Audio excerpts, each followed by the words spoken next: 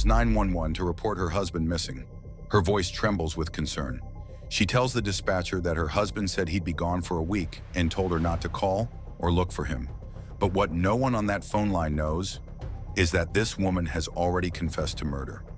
Somewhere out in the vast Utah wilderness, her husband's body lies in a shallow grave.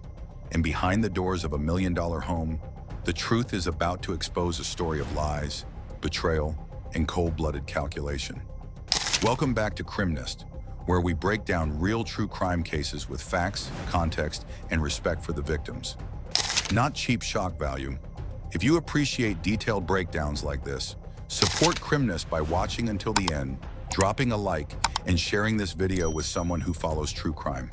Today we're looking at the case of Jennifer Gledhill and Matthew Johnson, an elite soldier, a crumbling marriage, a hidden affair, and a husband who vanished without a trace, at least on paper.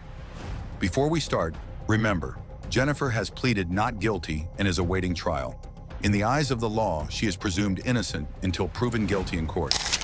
Cottonwood Heights, Utah, looks like the kind of place where bad things don't happen. It's an affluent community tucked into the foothills of the Wasatch Mountains just south of Salt Lake City. Tree-lined streets, big homes, kids riding bikes in cul-de-sacs, neighbors who know each other's names. In one of those $1 million homes lived Jennifer Gledhill and Matthew Johnson with their 3 children ages 11, 7, and 5. From the outside, they looked like the definition of success. Matthew, 51, was a Green Beret with the Utah National Guard's 19th Special Forces Group. He was a decorated soldier, respected by his unit as the guy who always had the answer and always had your back. He lived the Special Forces motto, De oppresso liber, to free the oppressed. Jennifer, 42, appeared to be the classic military wife, a homebody raising their kids, showing up at gatherings, smiling in group photos. Friends saw them at holidays, promotions, social events. To most people, they were a normal, functioning, patriotic family. But like so many true crime stories, the image didn't match what was happening behind closed doors. By July 2024, the marriage was in serious trouble. Divorce was being discussed, but only a few people knew how bad things had really gotten. What the outside world saw was typical marital stress. Court documents would later call it what it was, a highly dysfunctional relationship. In August 2024, Jennifer took a bold legal step. She filed for a temporary protective order against Matthew, claiming she needed protection from her husband. If granted, this could have affected Matthew's career and his relationship with his kids. When the case came before 3rd District Commissioner Russell Minus, he dug into the evidence, videos, texts, and messages. Jennifer submitted to show that Matthew was a threat. Instead, he saw something else. The videos didn't show a scared woman. They showed Jennifer confronting Matthew, not backing away. The text messages revealed a pattern of her belittling and berating him, seemingly trying to provoke him into reacting. Commissioner Minus dismissed the protective order on September 16, 2024, just 5 days before Matthew would be killed. He wrote that this was a highly dysfunctional marriage that probably should have gone to divorce long before things got this bad. What he didn't know was that Jennifer had already decided there would never be a divorce. As Matthew was trying to figure out how to move on, Jennifer was already living a double life. She was having an affair, more than just a casual fling. It was intense, emotional, and consuming. Her lover saw her as a woman stuck in an unhappy marriage, searching for connection and understanding. What he didn't realize was how far she was willing to go to stay free. By September 2024, Matthew was so disturbed by Jennifer's behavior that he was sleeping at a National Guard facility instead of at home. Friends say he had finally decided the marriage needed to end. 2 days before the murder, on September 19, 2024, Jennifer showed her lover a loaded Glock 19X handgun she kept at home. For many military families, owning firearms is normal, so he didn't see it as a major red flag. But prosecutors say Jennifer was already planning. She arranged for the couple's 3 children to stay at her parents' home on the night of September 20th. The kids would be safe. They wouldn't see or hear what she was about to do. The stage was set. On September 20th, 2024, tension finally boiled over. Matthew had discovered Jennifer's affair. Neighbors and witnesses later reported hearing a loud argument at the house that night. According to Jennifer's later confession, Matthew confronted her, yelling because he knew she had been sleeping with someone else. Months of dysfunction, weeks of tension, and years of problems collapsed into one explosive fight. At some point, the argument ended. Matthew went to bed. Maybe he thought they'd finish the conversation in the morning. Maybe he was mentally preparing for a divorce.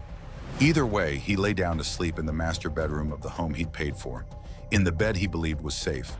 In the early hours of September 21st, 2024, while Matthew slept, unaware, unarmed, and completely vulnerable, Jennifer picked up Matthew's own 9mm handgun and shot him in the head. The decorated Green Beret who had survived dangerous deployments never saw the real threat coming, the person sleeping next to him. According to her own statements, what Jennifer did next wasn't panic, it was process. She placed Matthew's body into a rooftop storage container. Then she slid that container down the stairs of their home, loaded it into the family minivan, the same one she used for school runs and errands. She smashed Matthew's phone so it couldn't be traced. Then she drove his truck to a nearby neighborhood and abandoned it, making it look like he had simply left. Before dawn, she drove north with his body, somewhere into northern Utah. There, she dug a shallow grave and buried the father of her 3 children. When she got back home, the cleanup began. She bleached the walls and scrubbed the carpets, trying to erase bloodstains and spatter in the master bedroom, but the mattress was too soaked. On September 24th, just 3 days after the murder, she ordered a new mattress online and quickly installed it when it arrived, getting rid of the one where Matthew had died. To the outside world, Matthew had gone away for a week. Inside that house, everything had changed. Jennifer's biggest mistake wasn't in the bleach or the mattress, it was in what she chose to share. On September 22nd, less than 24 hours after the murder, she went to her lover's home. She told him everything: how she shot Matthew, how she moved the body, how she buried him, how she cleaned up. He noticed bruises on her body. She casually explained that she got them while burying her husband and cleaning the house. He was horrified. Their next phone call, at 11:47 p.m., he secretly recorded. What Jennifer said on that call would haunt the case.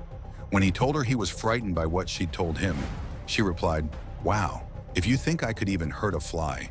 He's not a person. He wasn't a person anymore. He wasn't Matt. She talked about herself as the Queen of Hearts in past lives, saying she'd happily round up the scum of the earth and get rid of them to fix the country. She asked him not to think of her as a monster and to remember who she was before she opened her mouth. This call happened before Matthew was officially reported missing. To the outside world, he was still just away. But Jennifer was already speaking about him in the past tense. Her lover saved screenshots of their messages, kept the recordings, and eventually did what she never expected. He went to the police. Matthew's absence wasn't going unnoticed. For a man as disciplined and reliable as he was, even a few hours off the radar raised eyebrows. On September 23rd, the Utah National Guard officially launched a search when he failed to report for duty. Colleagues described him as the one who would be early, squared away, and checking on everyone else. For him to simply not show up set off alarm bells across his unit. It wasn't until September 28th, a full week after the murder, that Jennifer finally called police and reported Matthew missing. On that call, she calmly told officers that Matthew had said he'd be gone for about a week and that he didn't want her to call or look for him. On paper, it sounded like a man who needed space. To investigators, it sounded off from the start. That same day, Cottonwood Heights police executed a search warrant on the family home. In the master bedroom, officers immediately sensed that something had happened there. They found a large blood stain in the carpet under the bed and blood on the bed frame slats, exactly where you would expect it if someone had been shot while lying in bed. The house smelled strongly of bleach. There were reddish-brown spots on the walls, blinds, and bed frame, blood spatter that hadn't been completely removed. And the mattress was brand new, with purchase records confirming it had been ordered just days after Matthew was last seen alive. To investigators, the room didn't look like a place where a husband had simply gone away.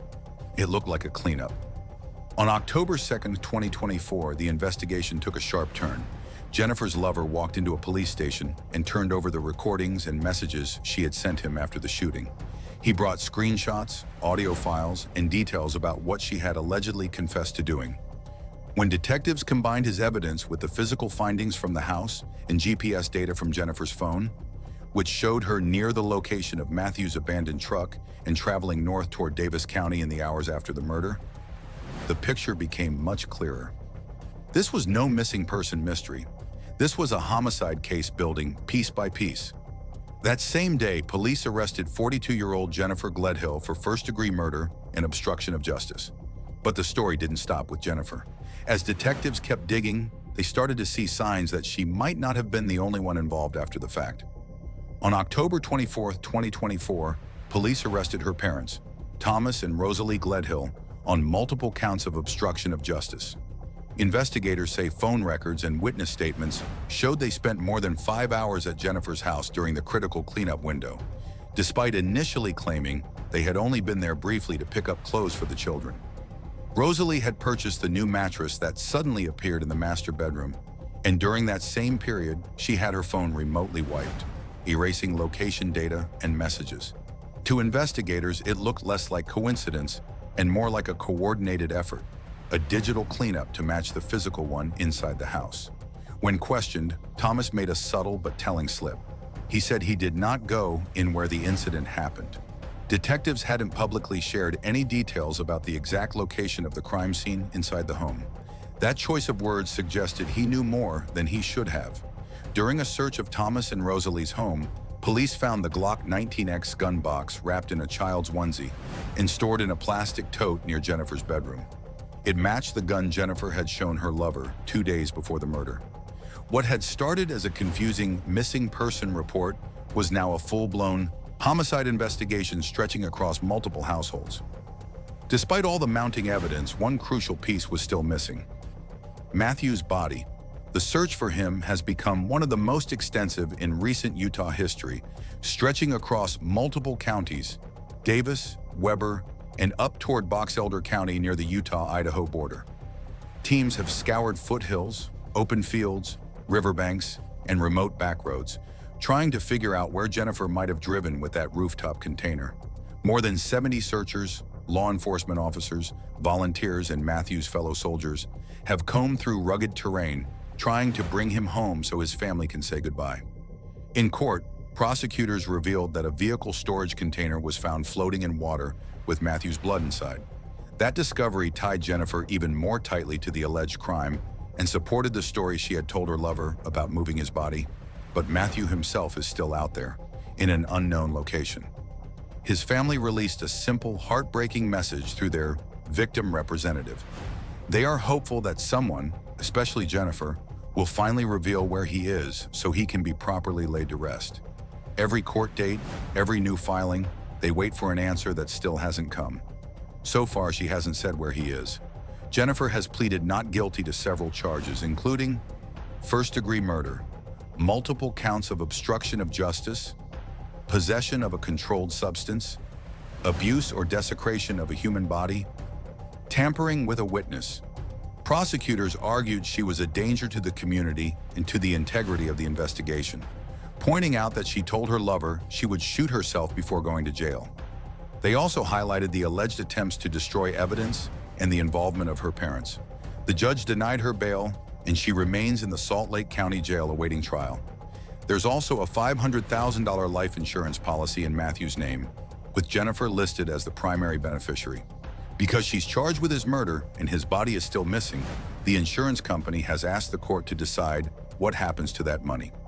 Jennifer's trial is currently scheduled to begin on December 8, 2025, and is expected to last about 8 days.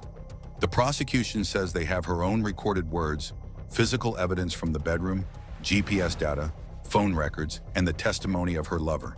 And then there are the 3 people caught painfully in the middle, their children. They've effectively lost both parents, one to death, one to the criminal justice system. They will grow up knowing that their father disappeared and that their mother is accused of causing it. They'll carry questions that no court verdict or sentence can truly answer. At the center of this case is a question with no satisfying answer. How does a mother of 3 destroy her own family for an affair? And the illusion of freedom? What we do know is Matthew Johnson served with honor and deserved better. If you want more breakdowns like this, support Crime and Est with a like, comment, and subscribe.